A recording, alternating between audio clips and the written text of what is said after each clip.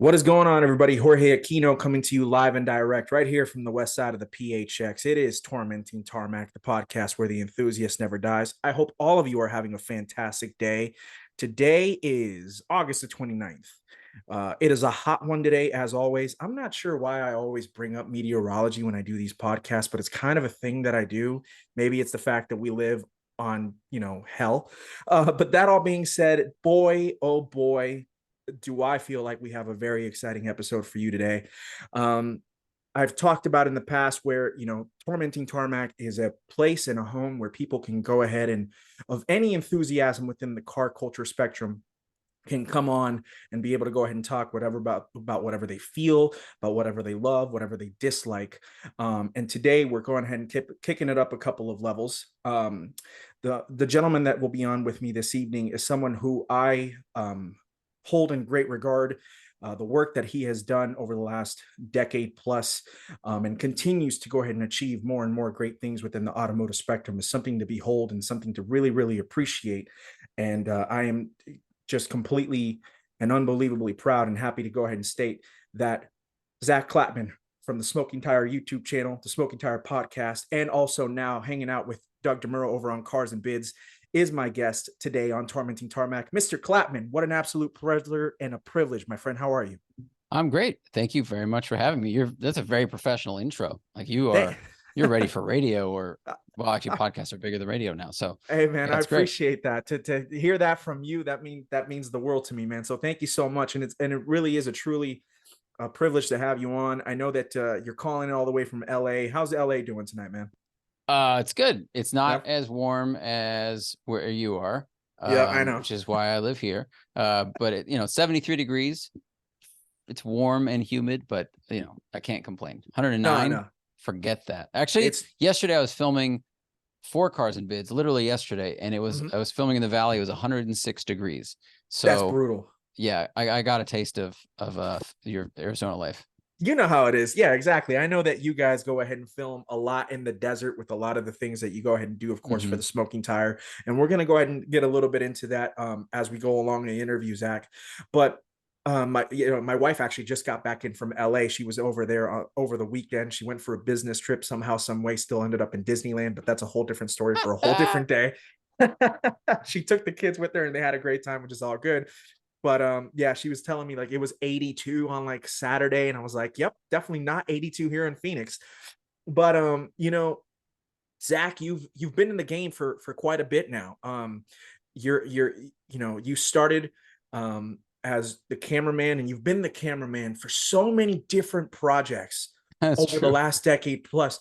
Like, with everything that from when the drive launched, obviously you've been with Matt with TST for well over a decade now. And it was you and Morningstar and all these other people. The TST crew goes a very, very, there's a long lineage in Yeah. that. But I'm just curious to know, like, how did Zack Klapman get into car culture to even begin with? Oh, like I mean the origin story. Yeah, the origin stories, man. Uh it's almost, I don't know why I was into cars. I know I was into them from like age 4 or 5, and my dad wasn't into cars, but he let me sit on his lap and like quote steer when I was like 4, Yeah. or shift when I think when I was age 6, like he would help with that. So I think for me there were positive associations with cars, even though they weren't cool cars. Mhm. And that really, for whatever reason, just stuck in my head. And I wanted to drive golf carts. I wanted to drive go-karts. Like we didn't have those things, but like I was always fixated on them. And the bug just stuck. It didn't work with my brother. He did the same things as me, helping steer and stuff, but he didn't care. So I just got really, really into it. And then I wanted to go to car shows, and I went to those as a kid. And then as a teenager, I was in a muscle car club, and I drove an old car, and I learned to wrench on stuff and drive. And yeah, I mean, that's like kind of how it started. It was almost like for whatever reason, it clicked with my brain or DNA or something. And I was just into it. No, I hear that, man. It's so funny because I've heard you multiple times. Was it a Nova that you had back in the day when you were in high school? Is that right? It was a 65 Pontiac Le Mans. Le Mans, that's what it But was. with like Yeah. it had GTO parts, so it was like Mm. a GTO clone without the badging, basically. I mean, I feel like now in 2023, if you were going to get a Le Mans with GTO stuff in it, that might be worth more than people actually expect. Not that I should be, Yeah. you know, I say that and then everybody's going to go ahead and buy a Pontiac Le Mans, right? Dude, they're not that cheap. Like I looked and there are a lot of GTO clones. Right. And if it's got good parts and they put the badges on it, like it will be, 30 to 50 grand, which is what GTOs used to be, because now a good GTO is, 60 to 200. So Right. they go, well, if you want the same flavor ice cream, but on the VIN, it just says like, it doesn't say chocolate. It's like imitation instead of It's actual like the chocolate. Kirkland signature brand compared to Yes. whatever the competitor is. Yeah. That's exactly it. Yeah, they white label it Kirkland signature, but it's the same product, tastes the same, goes the same, all that stuff. No, I get you. That's awesome, man. I feel like, you know, it's nice to go ahead and listen to talk to you about that, the American Muscle, because I know that there's a lot of people within car journalism that have an appreciation for American Muscle, but not necessarily the passion and the love for it Mm. still, because they've been able to go ahead and have so many different flavors of everything that's out there, right? What do you feel has been what has still stuck, American Muscle and deep in that love for it? Even though I know what you drive, but it still seems like that passion for it is still there. Well, I mean, there's two sides to that question. Like the fun side is, to me, muscle cars are like heavy metal, but Metallica or God of War, or not God of War, Lord of War. No, that's the word I'm thinking of. Lamb of God. Gotcha. One was a video game, one was a movie.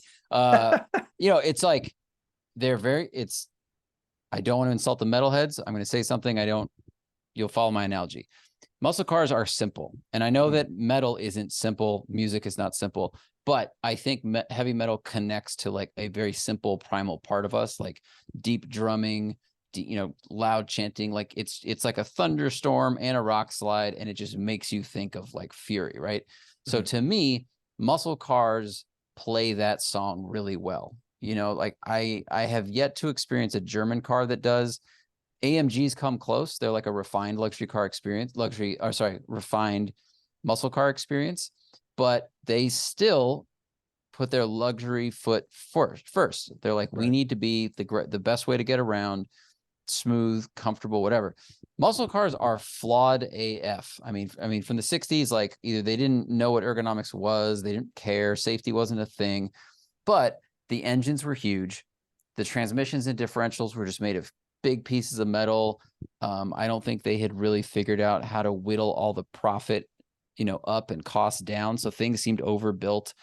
And I drove, and granted it's anecdotal, but like I've watched people do burnouts and clutch drops, over and over and over again in their muscle cars. I did that all the time, and they just take it because they're really simple, overbuilt machines until you get to like drag racing on prep surfaces and stuff like that. Right. So that's like the fun side. The other side of why I still like it is, and I did an article about this for Road and Track. So when our brain is developing as like a kid or a teenager, we have this stuff called myelin on our neurotransmitters. And basically that helps you form like memories or positive memories. And you have a lot more of it as a young person. It's like the brain's plasticity. We learn more quickly. So when we form a positive association with something as a younger person, that association is much stronger than if we discover something in our 30s, 40s, 50s, 60s. So because I had all the fun in the world from like age 12 to 18 with muscle cars, going to Hot August nights, going to drag races every weekend, not, unsanctioned drag racing, wrenching on cars, doing burnouts. The statute of limitations is all gone on that, That's right, true. Zach? They were definitely not at a drag strip, because it was funny. The drag strip was only 2 hours away, but none of us could imagine our car making it that far on the highway. I remember when someone's like, we could drive to Sonoma Raceway. And I was like, we'll never make it. We'll never make it home. That's for sure. Like, no way. So, so that's the other side. My brain literally has the wiring to be stoked about muscle cars. And and one of the first real jobs I had in this industry, like getting a good paycheck, was producing Big Muscle with Mike Musto and Thaddeus Brown, Of course. which, I was into that show because I already had all these memories from high school. But then I got exposed to gassers and rat rods and, hot rods, like on a level that I hadn't before. So my appreciation only deepened. No, so first of all, I mentioned you being a part of the drive, with JF having you and Matt and Mike Musto, of course, Chris Harris, that whole crew that you guys had going. And it was, oh my God, Mike Spinelli? Spinelli. Thank you. Spinelli was a huge part of that crew as well. I remember a specific episode that Musto was hosting, and it was this rat rod, but it was like dual engined. Oh yeah. We That was filmed that in nuts, Henderson, dude. Nevada. Yeah, that would have been sometime like 2014, probably something like that, right? Yeah. Yeah. Good memory. Yeah. 2013, 2014, something like It's that. embedded into my brain, man, because that was like one of the craziest vehicles I'd ever seen. And you guys tested out some gnarly American muscle. And of course, Matt was doing crazy cool stuff with on tuned and whatnot. But that particular car, you know, I I want to say, I think you rode shotgun with him in the video, and you were filming. It might have been I either you or did. Thad, and you were experiencing it, and you're putting the camera to Musto's face, and I was like, this is utter insanity. Like, there's levels to this, but like that right there, that shit got a little real there for 1 second. Can you elaborate? I don't know. It's been a while, so if you can, I totally understand. But I mean, I don't remember if it was me filming or Thad. Thad was the director of photography for that show, and he's like a literal, has a photography degree, trained camera operator. I was like the monkey that learned on the job and could, help and do okay. But we filmed that in Henderson, Nevada. It was built by a guy from New Zealand who moved to Nevada. And I those think those Kiwis they're are nuts. crazy, bro. They They're the really are. best. They're Them the in best. Australia, but like Kiwis are special because I've been in New Zealand a little bit and seen their car culture, and uh, they just have a great attitude of yeah, why not? But not within the parameters of most people. Where I think a lot of people these days, not these days, but there's trends. There's trends in cars. And so we go, okay, I'm going to modify my car, and I've seen people do this, and I'm going to do that because I like the way that looks. And there's nothing wrong with that. I've done that too. For some reason, the Kiwis just have like a totally abstract thought and they make it happen. So this guy had, I think it was like a 28 Ford, almost like not quite a T-bucket, but close, but roadster, twin engine. Each engine was supercharged, and the engines were side by side. They weren't arranged longitudinally. Like, there were some dragsters back in the 50s and 60s that got really crazy when they'd have two engines in front, or there's a famous car that had four engines in front of the driver, and I think it was four-wheel drive. And that was more of like a show dragster. But so this guy put them side by side. So he has this huge wide engine compartment open to the air. Everything's chromed, blowers on it, skinny tires in the front, big tires in the back. And we didn't go that fast in it. Musto is very careful with his life and doesn't want to risk it. And yeah, I mean, it was a lot. And it was also very hot that day. I think we filmed it like June in Nevada. Which is exactly how it is here in Phoenix. It's hot as hell. Exactly. It was so hot. I mean, the car did fine, which was an amazing testament to the person that built it. But to just see a car that has two engines side by side, they're synced up into one transmission, and the thing goes down the road, and we drove it for 6 hours, up and down this highway. Nothing broke. I mean, it was wild. It was really incredible. That's a video that if anybody has not watched it, I feel like they need to. And perhaps when I go ahead and put up the post for this respective episode, I think I should be sharing a picture of that respective car. That video is definitely on the Drive YouTube channel. Still, I don't think it's under the the paywall doesn't exist anymore for Drive, if I'm not mistaken. So that video should still be relatively easy to find. It's a wild thing. But you mentioned one thing as we were discussing the car there.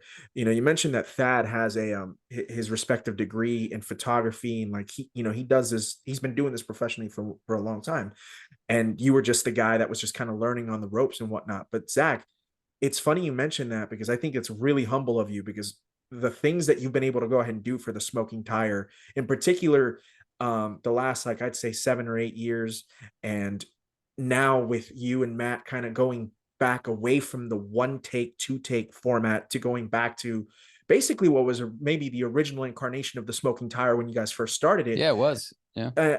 And what's amazing to me is your editing, your filming, everything that you and Matt do together has been sublime. And I'm not just blowing smoke up your ass when I say this, I genuinely mean it. You guys, and you in particular with the edits, you've kicked it up several levels. So for someone that didn't have the experience of what some of your other counterparts in the business did, it goes to show hard work, listening, learning on the job, the experience of things can help you become as great as you've become today. Like, what have been some of the things that I guess you can take away from that over the last like decade plus? Ooh. Well, I think there's, as it relates to media, as many have said before me, but we're in a great time where if you want to work in video or photos, if you want to work in actually any media, audio or visual right now, you just can. Now, you might not get paid right away, but what I mean by you can is like if you have a phone, if you have a smartphone, you can film on it, you can edit on it, I don't know if you can do Audition or something like edit sound on an app. I'm sure there's an app where you can edit sound like GarageBand, whatever. So It's what I you use, can, GarageBand. yeah, like Yeah. you can learn by doing. And now there are way more tutorials on YouTube than there were when I started this stuff. Like frequently I look up how to do something on Premiere on YouTube, and there is a 2 to 15-minute video, detailed explanation, screen grabbed, all that stuff. And like, it just leads you down, takes your hand and shows you how to do something. So, like I know there are film schools. I've never attended one, so I can't say what the difference is between someone who went to film school and someone who didn't go to film school. But I know a lot of people in production that didn't go to film school, and because you can learn so much on the job, like, you could start as a PA, you can start as some sort of grunt if you want to. And if you just watch, listen, and ask questions, like people are usually willing to share their knowledge with you, because if they're not threatened by you taking their job, they've been in your shoes and they're like, yeah, what you're doing is hard. This is hard. And if I explain things to you, it will help you do your job better, which will probably help them as well. When I started this stuff, I had zero media experience. Like I didn't go to school for it. I didn't play with cameras in high school or college. I didn't play with any editing software like some of the other people I know. So I truly I started writing for TST, and then I started helping on the shoots, but all I knew how to do was carry heavy things and I could drive a car. So they were like, all right, you are now camera car driver and PA. So that's what I did. So for like, I don't know, a year or two, all I did was help carry cases, get things for Tom or whoever, and then drive the camera car in front of or behind the subject car. And then over time, like Thaddeus started explaining things, or he needed help with stuff. And then when he became the director of Big Muscle, when they needed another person, he was like, I think you can do it. Like he knew I could help tell the story and figure out the writing side of the show. And then as far as the visual went, he's like, I'll just explain it to you as we go. You have an eye for the shot you want. It's just about figuring out the mechanics of how to get that shot. Because if someone is a fan of, car TV, just as an example, you watch it usually at such a level, like you pay such attention that your brain knows what looks cool because it's been entertained by something that looks cool. So all you have to do is figure out how to make that shot again. So that's kind of how the inspiration works. And then outside of car media or visual media, if someone wants to learn something or do something that maybe they weren't formally taught in, again, I don't think you really have to be formally taught unless it's something that requires a degree, like a medical degree or a law degree. There's so much education available on the internet. There are so many tutorials and videos and experts just trying to share knowledge. You can just start doing it. Like, that's really what I would say, is just start doing it. No, that's an incredible, insightful answer, man. And I know that you guys have elaborated that on that when you guys talk about it on the podcast. You guys always have so many questions on the Patreon and whatnot. And people always ask, like, oh, how do I get into car media? And I know that you guys have gone on record saying if there was ever a time to get into car media, even though it's relatively, I personally think that the game is kind of over. It's weirdly overly saturated, but not, because people do stand out. Like if you're good at what Mhm. you do, you stand out. So I guess that kind of leads me into my next question. And I think that this is really important for those who are listening and whatnot, is the smoking tire has been around for quite a while now. And for it to be, for it to have started as a little independent site and whatnot, and you look at it in 2023, Zack Klapman and Matt Farah are still, to me, at the top of the car journalism game after so long. Some people move around, some people kind of fall off, some people move into different aspects. Mhm. But you and Matt have been so formidable as a duo over the last like 6 years and whatnot. What do you feel has been, well, I guess, what's allowed for you guys to be the constant, for you guys to go ahead and really, and not that this is, I don't want to make it seem like it's hip hop and it's like, oh, I run this game. That's not what I'm No, trying to we get don't. at. Yeah, we don't But do you know that. what I mean, though, right? Because like you guys have been a mainstay, not just within Los Angeles car culture, but the smoking tire is very international now. So what do you feel has been, I guess, the thing that has allowed you guys to do that? Ooh.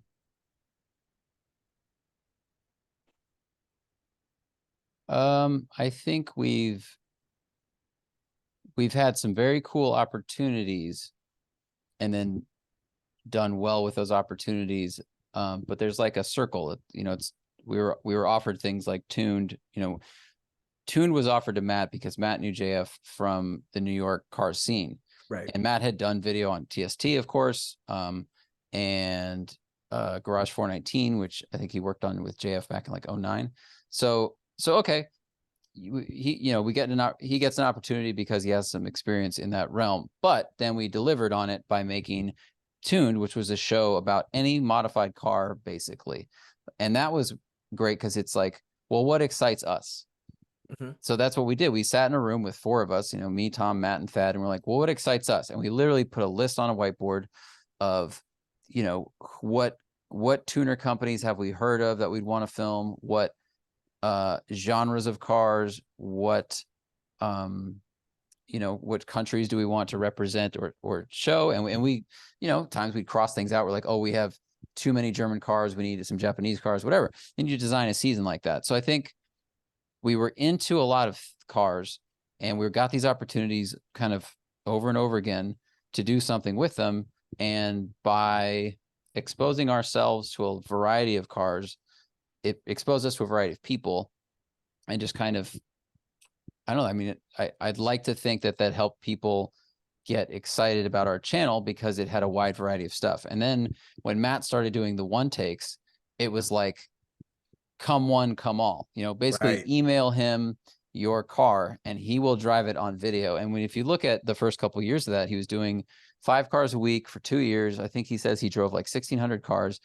And for a long time, he could drive and film just about anything and get really good views on it. So the business case was there, but also it exposed him to the widest variety of cars like that possibly any media outlet has gotten in that amount of time. Mhm. Because you had someone who had a brand new GT3 RS, they'd pull up on the same day as someone who had a 1992 short cab Toyota pickup truck that they decided to make an autocross vehicle, which doesn't make any sense, but they did it. So you had a car that was like a $2,000 car and a $200,000 car, and they're both there, and their videos are going to be on the same channel. And sometimes the weird car, cheap car, would outperform the expensive car. I noticed So that. I think we get excited about, the people that build things. Why did they build this, or why did they buy this? And then that usually brings some really interesting cars. to us, and it just kind of feeds itself. I gotcha. Now, when you took over the one takes, I think it was like about a year and a half right before COVID. True. So there was a while there that there was no like fan one takes. It was just you and Matt going back to well, actually not going back, creating kind of like the two take scenario.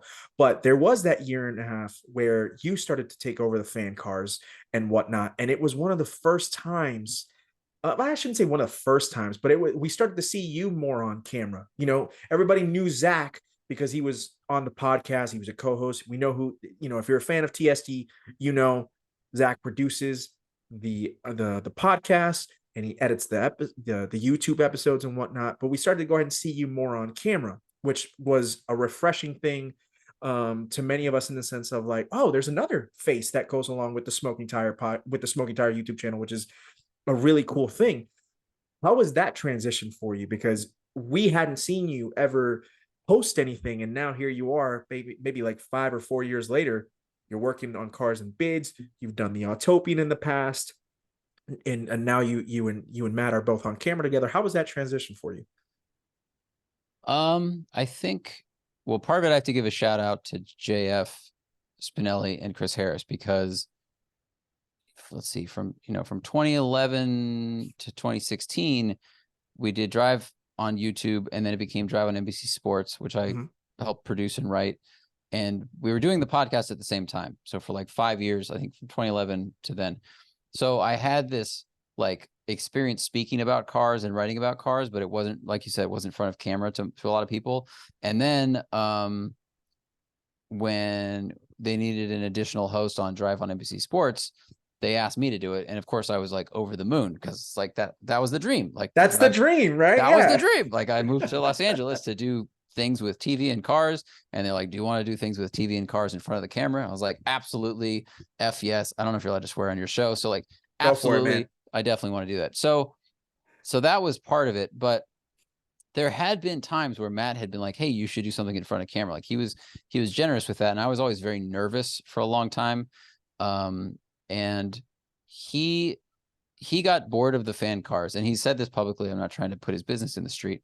No, he had just driven like thousands of cars, and people were sending him submissions that he's like, I've basically driven that car before. So it's hard to get excited about filming something you've driven 3 times, three RASTIs, and now it's like, here's one more. But we knew that, fans still get excited about having their car on the channel. And also the viewers get excited about seeing variety, because there are new things out there. So we made the decision together that he would focus on, OEM new stuff, and I would take over the fan cars. So I did that for like a year and a half, and I really love it. I love seeing what people bought or built, why they made these choices, how does it work out? I mean, for me, it's like, I basically get to test drive every combination of like car suspension modifications. I mean, it's like cheating. And then I get to go home in a car that's like, it's not that one. And those cars will never have a press launch. There won't be events that will, be held for like, well, that's not true. There's probably events for small trucks, but it's just a great opportunity. So we did that for like a year and a half. Then COVID happened. I don't want to sit with 4 strangers, during this interesting thing. Of course. Whatever people think of COVID now, at the time, it's like, there's a new disease that you catch by breathing the air of people near you. I'm like, well, then guess what I don't want to do? Exactly. Yeah. So we kind of, squash that. And also, it's a challenging thing. There's some risk to it, because some people would bring cars that were not really roadworthy and a little that unsafe. 3rd gen Camaro, that bingo, right? Yeah, of course. I've heard that story multiple times. I don't know if you want to tell it, because I know. I mean, I'll tell the quick version is someone brought a 3rd gen Camaro for Matt to drive, and he pulled away. When he hit the brakes, the car suddenly turned not into another lane, but it was going that direction. And he said, whoa, what's up with your brakes? And the guy said, oh, there's only 3 brakes right now. And the owner didn't realize, which I don't know how he didn't realize this, because he drove the car there, like, which was tens of miles away. He didn't realize how unsafe that is, because now you have more braking force on one side. I mean, it's like a tank track. Like one Mm-hmm. side slows down more than the other. It turns. So Matt was like, we're not filming this. We're turning around. We're going to go back to base like right now. And I got a ticket for driving someone's car that had no front plate and a bunch of other questionable modifications. Was that the Shelby GT 500? Yeah, I it remember that was. video. Yeah. Yeah, with that thing was fast. That was a it fast Shelby what GT 500. that was, and it handled great, and it felt light for a car that has never felt light before in its life. I was so impressed with Right. what this person had done until we got pulled over and his hands started shaking like he'd been standing out in Antarctica in December for 20 minutes. And I was like, are they about to find something in your car that I don't know about? Because I've been here for 12 minutes and, and they gave me the ticket. I was the driver. It's fine. But just some things like that, Sure. we kind of reassess, like, all right, is this something we want the channel to be built upon? Have we kind of squeezed all the juice out of this lemon? And then at the same time, the video space has gotten more crowded Right. with a lot of really good content. I mean, YouTube in general is busier than it's ever been. But there was a time when the one take style videos were the coolest, freshest thing on the planet. Right. And that's because at that time, vlogging in general was what the audiences liked. They liked uncut, like let's call it honest, unedited content about any subject. And then I think that the market swung back towards more edited, refined, higher quality productions.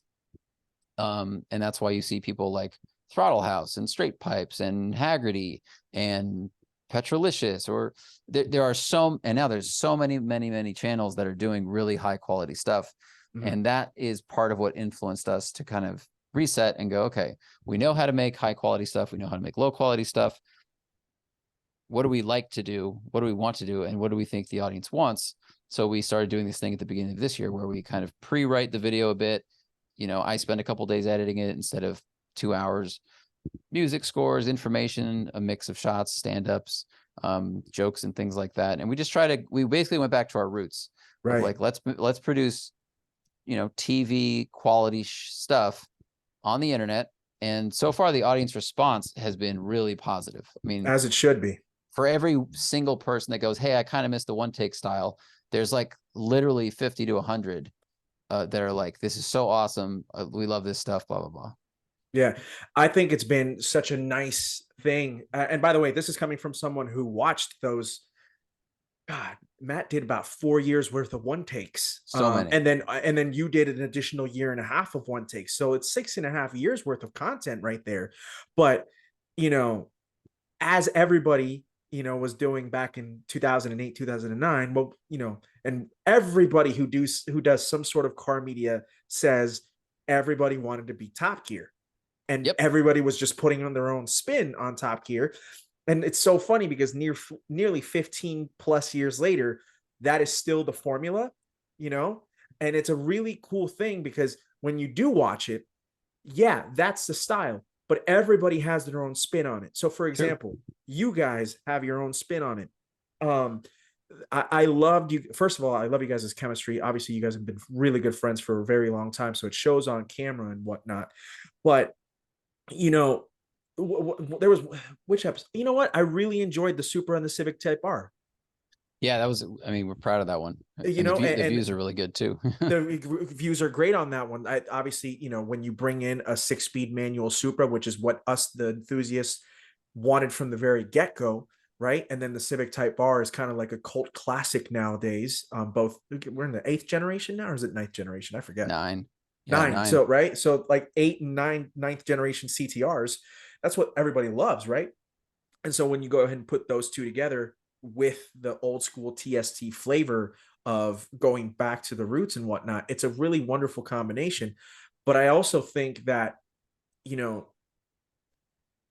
it seemed like it was never something you guys wanted to get away from. You guys just tried something new. So to kind of go back to it, it's like you almost never left, kind of a deal. You know what I mean?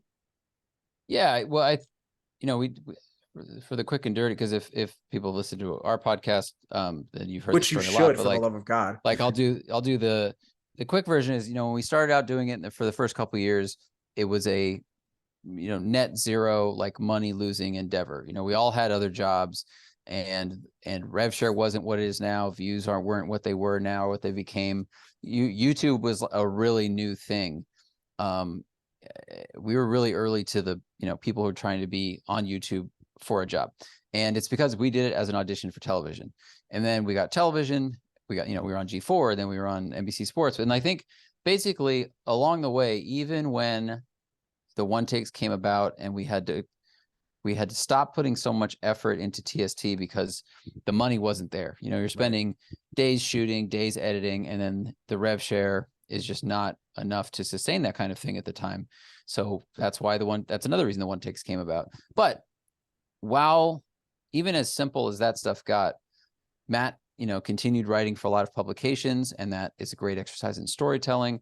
I was producing TV or other things, which is, basically we kept working those muscles, and I don't think we lost it. So when we were able to make this format work and, for now kind of justify the business case, it wasn't like we had to, there's been some changes in the market and what people are interested in, but I think at the fundamentals were still there and still pretty strong.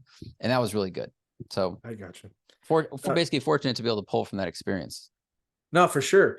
And, we mentioned Drive on NBC Sports, which you helped produce and filming a bunch. And of course, Drive on the Drive YouTube channel. And then you've also, is it with Lee Keen, you did Proving Grounds, right? Yeah. Oh yeah, we did Proving Grounds with Lee Keen, Parker Kligerman, and Sam Smith. Mm-hmm. Yeah. Like, again, once more, Klapman going into his this is the type of stuff that I wanted to do when I was a young teenager and whatnot. And, to have everything that you would ever want as, to be able to go ahead and create the best piece of content that you possibly can. Like when you, I guess, looking back at it, have you achieved everything that you want to achieve, and what else could you want more to achieve as you continue on in car journalism?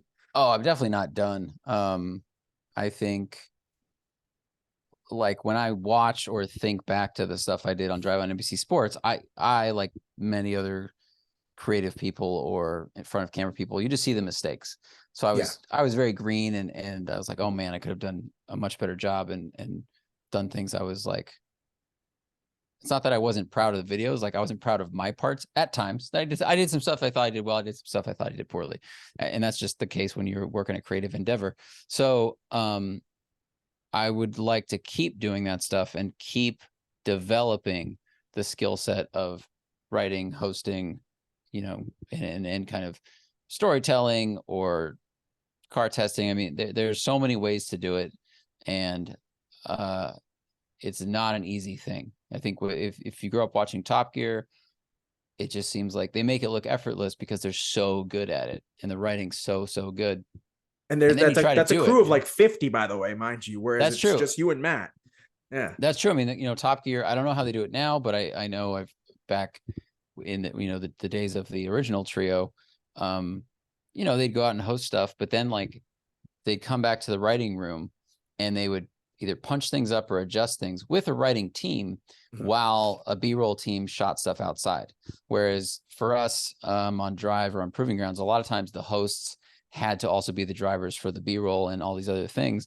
And it just means, okay, you're taking time away from when you could be improving the script or developing an idea or refining an idea, because the hosts literally have to drive the car back and forth for B-roll shots. Because, I mean, and that's a budget thing. Like the shows I worked on didn't have huge budgets, especially compared to Top Gear. But they had more budgets than we did on the internet. So I think, I know I wandered off. I'm not done doing stuff because I think you can always improve. Right. And it's honestly so much fun. Like having done the off the cuff one take thing, and then also what we do now on the channel or TV stuff, I really like being able to craft a story, figure out like, what is this car about? And then how can I make it as entertaining and educational as possible?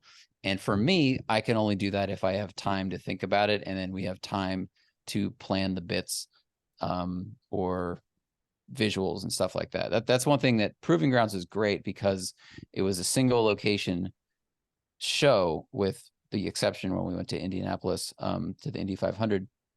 So because we worked in this box of Chuckwalla Raceway, we didn't have to worry about wasting time getting a beautiful shot at a bridge, or, filming this canyon road. We're like, all we're going to do is film the cars here. So how do we make this fun, funny, and exciting and interesting, every single time?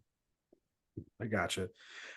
That was so much more than I could have ever wanted, honestly, dude. And it's been such a treat having you on, man. It really has been. I know that we're getting short on time, and I want to be respectful of it, of course.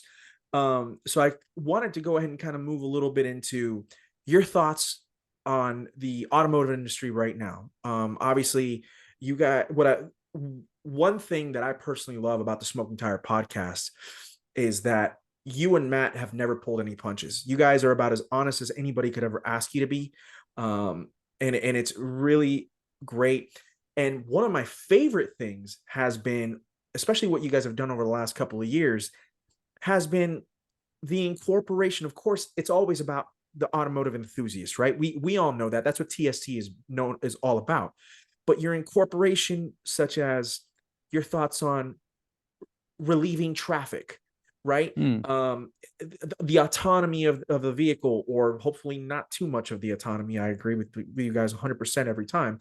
But you guys have really ventured into that. And with a lot of the guests who you guys have on, you have your Liebermans, you have your Camisas, you had Throttle House the other day, and you were telling me who's coming up next, and whatnot.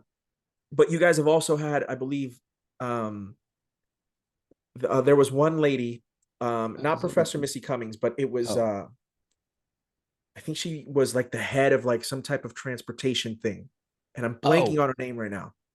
So am I. I remember she spoke from New Jersey, and she was like head of transport.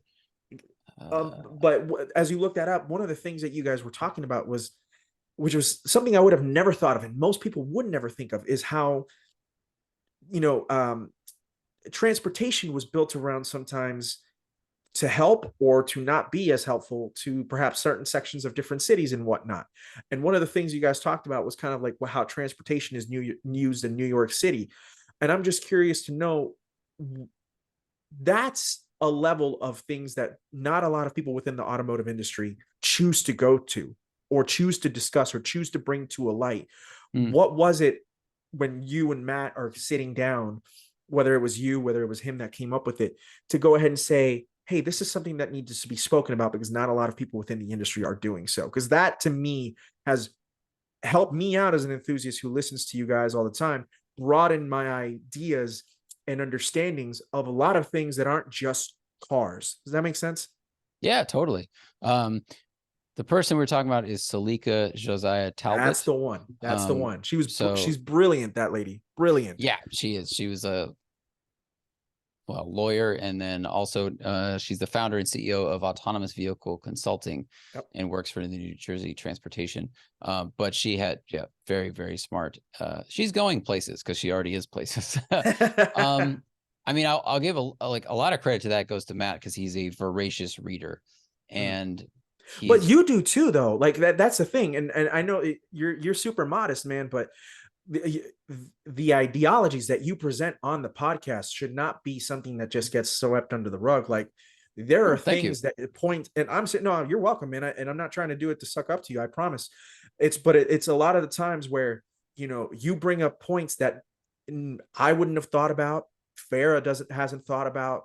And sometimes that's what makes the conversation so great, and also allows people like myself to really broaden our understanding of it all. You know what I mean? Because it's complicated out there. It's complicated as hell.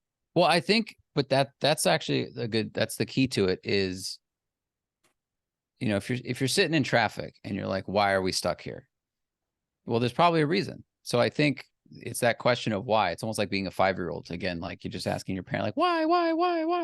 And, you keep providing the 5-year-old answers, and they keep saying why. So I have a 6-year-old that does that to me all the time. Yeah. Bro. 6, 4, and 2, man. There's a reason something's happening. Doesn't have to be a good reason all the time. with traffic, it might be a bad reason or a dumb reason, but there's a reason. So, our life is like journalist life. Actually, most people life is spent in a car, and we just found ourselves, curious, like, how come this 6-lane highway isn't moving fast? Well, there's probably a reason for that. So you read up on it. Turns out someone has studied just about everything. Someone is an expert on almost everything, and they will have the answer to what we're wondering. And I'm not telling the audience to go out and, Google this stuff for themselves. Like, please listen to the show. We'll provide the answers for you. You are very busy people, and we'll do it in a more entertaining way. But yeah, like I don't know. I think, he and I are both curious people. We kind of pay attention to different parts of the human spectrum. And like, I'm very interested in the human behavior and like, what is the like cultural reason we're doing something? Not to say he's not, but that's what always piques my interest. Mhm. And so if it's traffic or if it's something, or it's like, why do we make these dumb,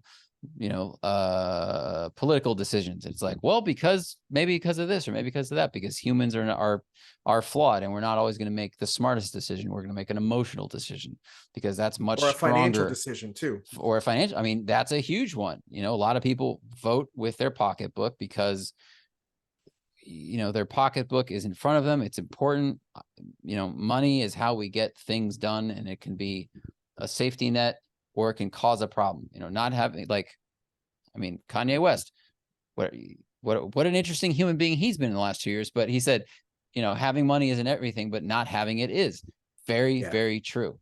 So I understand why people often vote with their pocketbook and what's right in front of them, even though what we find out through reading books or articles is sometimes, by voting against a fuel tax, you're actually costing yourself more in gas, because you are denying the city public transportation that you might benefit from, whether that would relieve traffic on your commute, or you would take the public transportation yourself, for example.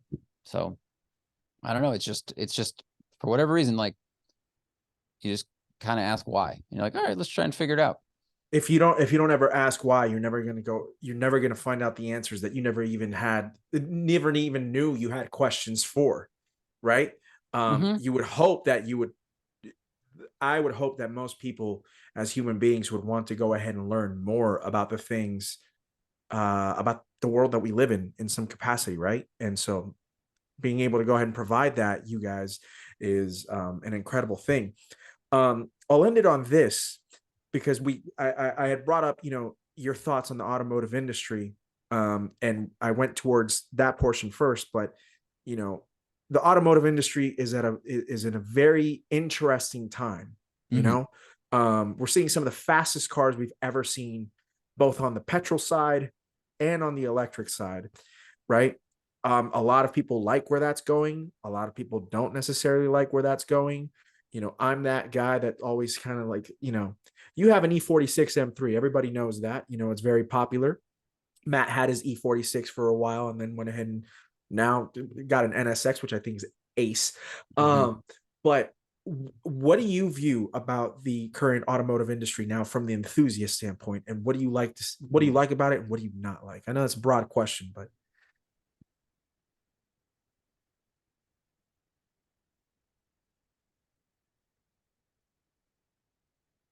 That's hard. I mean, the good thing for enthusiasts, one, cars are better than ever. Like, even if you get a really cheap entry-level car, it might outhandle and accelerate and brake a moderate performance car from like 30 years ago. So, that's good. I mean, I've had plenty of fun in things with 130 horsepower. Like my fiance's Honda Fit has better steering feel than my car does. It does. It's like a great hydraulic rack. There's a spec series for it. And that car's 10 years old, but like, you can find a lot of fun in a lot of places, especially if you don't try to keep up with the Joneses and Instagram and everything that's telling you got to buy the newest, fastest thing. facts. The bummer right now is that used cars are so expensive that it's hard to like have a really good time for very little money, but you can be, just be willing to compromise. The answer is always Miata. So I like that. And horsepower has never been more attainable. And Yeah. speaking of don't keep up with the Joneses, ignore everyone or everything that makes you feel like 300 horsepower isn't enough or 500 isn't enough. And it's new cars always have to be faster than the previous model because that's how they sell the new one. Okay. Right. That's the racket. We all know it. That's how everything works. You know, the burger is now bigger, the pizza's cheaper, whatever. The problem is that everything being so fast, it makes you think, oh, my car only has 300 horsepower.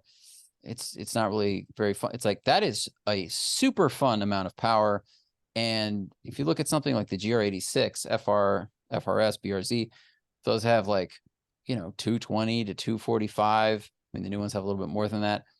But because of the weight and the way they're set up and the engineering and the suspension tuning, they are some of the most fun you can have on four wheels, regardless of price. Right. So I think that's what's cool is horsepower is cheap. You can get something with 200 to 300 horsepower, and you can easily have as much fun and learn as much on the track or wherever else as someone who has 500, 600, 700 horsepower. And in some cases, you'll have more fun or learn more because you can use more of the car, whereas the person with a McLaren can't actually explore the limits or the abilities of their car because it's just too fast. Even if it's on a track, like it may be so far beyond their ability that they are driving at 0.6 because they're terrified, and you can drive at 8 or 9 and you have a bigger cushion before you have a problem. Right. So that's what I think is really good. Obviously, one of the bad things are expensive, and everything right now is expensive. A lot of it is unfairly expensive. That is a totally different discussion for someone who's a macro economist. But there's a bunch of things. There's fewer and fewer affordable enthusiast cars, and the definition of affordable has changed. Now, we've talked about this a lot on our channel and our show. It's hard to say the word affordable because everyone's definition of that is different. Right. And so right now, your quote entry-level sports cars that are available are GR86, Nissan 400, Mustang GT. These are all 30 to 50 grand, and most of them are closer to 50, and that sucks. But when you adjust it for inflation compared to like 370Z or 350Z, and we did this math on the show, the new Z is actually priced right where the old one was when it came out. But because inflation has been so bad, and because wage stagnation is so bad, it feels more expensive than it was. It's actually priced the same when you account for inflation, but because our pocketbooks have not inflated at the same rate of prices, then it feels more expensive. So that really sucks. It's a bummer that at the same time we're losing manual transmissions and sports cars because most people don't want them. The markets want crossovers. The market, more people want those things. It sucks that that's happening at the same time as these price increases are happening. So it's making it even more difficult for a normal car enthusiast with the median income of the country to get into a decent new sports car, where that wasn't the case in the 90s. No, that's so true. And by the way, that's been some of my favorite segments that you guys have done over the last few weeks. So whoever it was that was sending you guys the inflation numbers like that, it was as great. it was so good. And I was like, I think you guys even said that currently the M products are closer to what they actually are inflation wise, even though we're seeing M cars be really expensive now. But it seems like they were quote unquote cheaper, but considering what inflation is now, they were really expensive when they, the differential is not that different between what they were 30 years ago to where they've gotten to now. And I feel like that's just an example. I know there's plenty of other cars. My favorite has been what you guys spoke about, like the 60s Ferraris, where if you would have bought that in 1970 for what would have been an equivalent of 10 grand then, which would be 40 grand now, but then it's beaten inflation by 200% or something like that. Yes. Those are some crazy numbers. Those numbers make you sad. But it's also because if you're into cars, you're probably paying a lot of attention to the car market. Yeah. And there's adults that have jobs and kids only have so much time in the day. that most of them have less time than Right I here. have because I don't have kids. But to pay attention to like a financial markets and cars at a high level is really, really hard. And cars are more emotional for most people, so they pay more attention. So they see these 250 GTOs selling for $40-50 million, and they're like, oh my God, why didn't I buy one for 10 grand in 1965? It's like, yes, that's true. There were very few of them. But for a lot of the cars out there, if you had taken that same money and put it in like the S&P 500 and then just gone to sleep for 50 years, you probably would have made more money investing it. And that's something we covered. There's Yep. the 250 GTO is this weird outlier that outpaced the stock market, I think. But people that bought GNXs and put them in a bubble for 40 years, or 30 years, I guess. Or like the gentleman we talked about, he was trying to sell his Indy 500 edition C5 Corvette that had no miles on it. These people that bought a fairly affordable sports car that didn't have enough accolades or provenance, they never drove it, hoping it would be their nest egg. And it turns out that they lost money first when compared with inflation. I mean, that's really brutal. That's a bummer. And I mean, the takeaway from that, though, the silver lining is drive your car, because if you have a car that turns out to be this blue chip magical investment thing, doesn't matter that you drove it. It's going to be worth money anyway. Right. And I think Doug DeMuro's Ford GT was previously owned by Carl Brower. Right. And he put like 20,000 miles on the car, and he made money selling it to Doug, and Doug will probably make money. Both of them are driving it a lot, and kudos to both of them. Right. And to go back a step to your point, my car in 2002 was $45,900, my M3. I bought it for, so that was brand new MSRP. That was brand new MSRP. I bought it for a third of that. But adjusted for inflation today, that would be a $77,000 car, which is basically where the M3 starts in terms of pricing. Yeah. So it's kind of wild that the M3, we noticed, was actually a car that they haven't increased the prices on it above inflation. It's just tracking with inflation. Whereas other cars or other products, are being, their prices are being increased beyond inflation. I gotcha. Zach, it's been a true pleasure, man. I'll end it on do you have this. more questions? We could do 10 more minutes. My hell yeah, man. Yet, so no, absolutely. Let's do 10 more, and then I got to make dinner. You got it, brother. No worries. Well, thanks for your time. I do appreciate it. One of the things I always like to ask my guests is, again, I stated this podcast is about car culture, and we've gone all over the spectrum. And we talked about your humble beginnings, with your dad teaching you when you were a little kid. But I'm just curious, after everything you've seen and you've worked in, at the end of the day, what does car culture mean to Zack Klapman? Oh.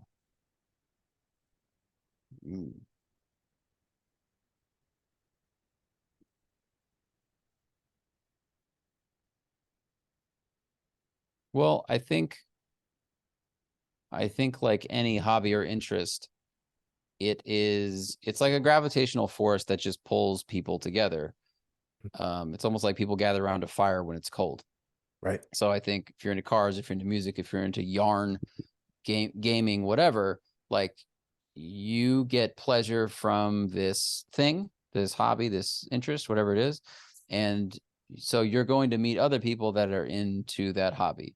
I think what's good about car culture, or should remain important about it, is that it seems to be a really good melting pot for different demographics in terms of income, race, culture, country of origin, whatever. Like, I don't know anything about like Indian music.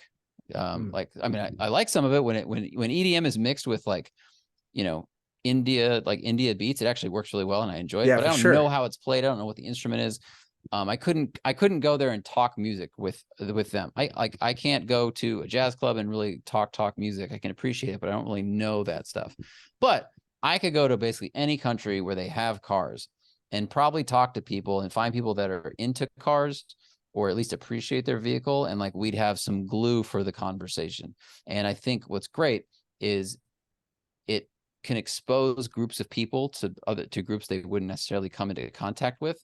If you go to a good, good car show that has a wide variety of cars there, like the Brecky Car Club in SoCal is really good about that. Like there's a wide variety of stuff there. But I mean, I go to down at the beach on Friday, there's like 4 dudes that just bring out their lowriders every Friday, and they just sit there, listen to music, and they just stand and wait for someone to come up and say cool car, and then you can talk to them about it. So I think that's what's really great about car culture, is it bring cultures together to form like, this planetary system of culture. As long as you keep your mind open, don't just go to like the one mark event. Go to those too, because you can really nerd out on BMW shit or Porsche shit, but go to the other things and you will find common ground with people that you might not think you had common ground with.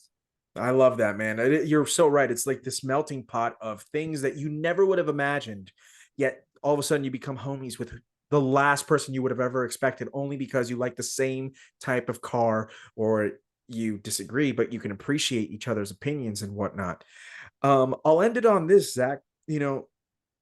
Of all the videos that you've been able to go ahead and help, whether produce, write, edit, what's been the one that really sticks to you, like, or maybe a couple that you're most proud of or just have really enjoyed?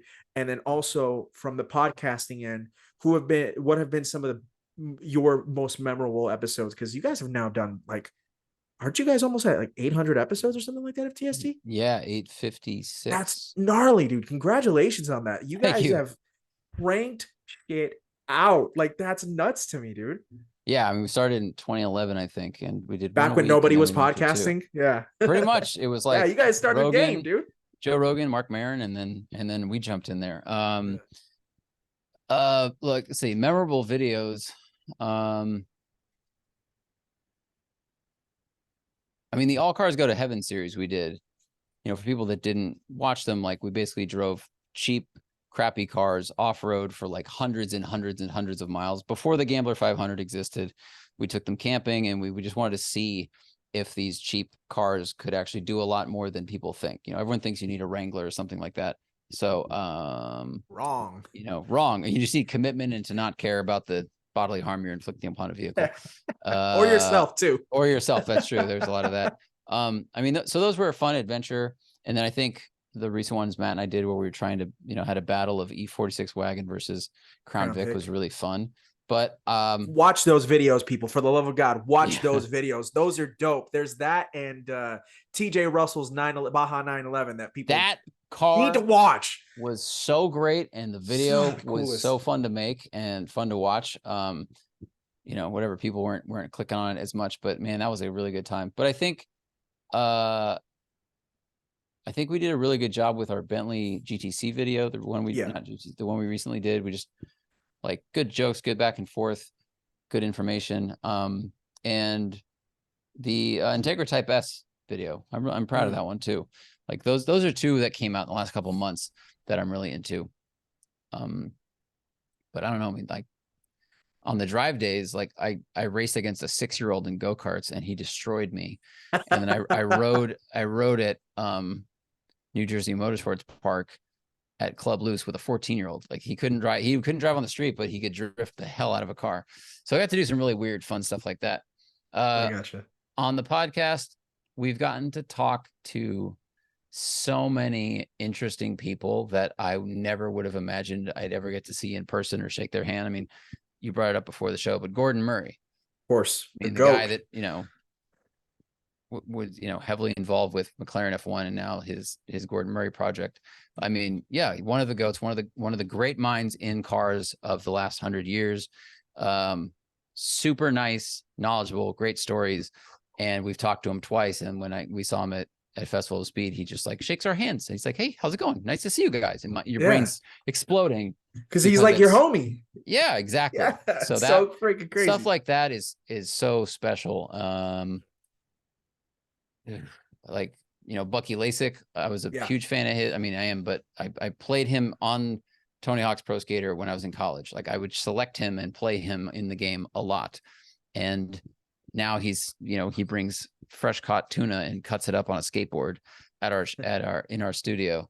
And I mean, Tom Segura, Bert Kreischer. I mean, I'm a huge stand-up comedy fan. Right. So to just have these people that want to come in and talk cars, again, it's the culture. It's that magnet thing. It's like, you know, they didn't come in and talk about stand-up. They came in and we talked about this other thing they love, which was cars. And Yeah. I know I'm missing like literally hundreds of people, but the show just allows us to sit for an hour to an hour and a half with really interesting folks and try to figure out what's their involvement with the car world, what makes them tick, and usually go off on a lot of tangents too that are really fun.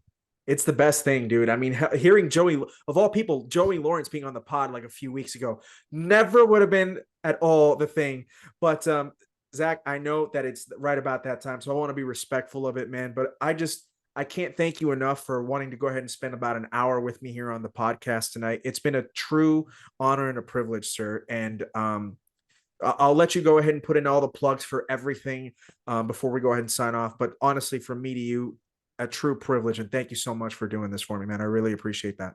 Thank you. This is a very professional show. And I know you're recording it from your laundry room, but like for anyone listening, they're not going to know that. Like, you have a very great questions, good cadence to the show, and a good mind for it. So I think you have a good runway in front of you. I mean, season's starting season 2.